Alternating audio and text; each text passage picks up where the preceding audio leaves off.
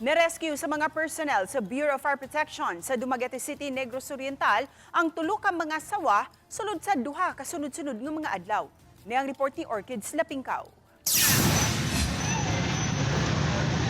Natanggong ang mga motorista dihang mikamang ang sawa nga may susama sa dako sa bukton sa usa ka tawo palabang sa karsada sa Perdes Street sa Dumaguete City. Gibanabanang may gitason kining duha ka dupa ug mitimbang sa kapin 7 ka kilo.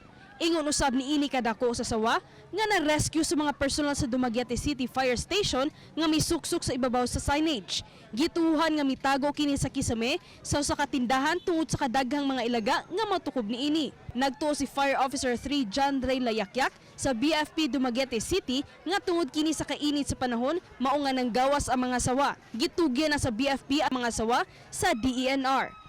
Ako si Orchids Lapingkaw, Balitang Bisdak.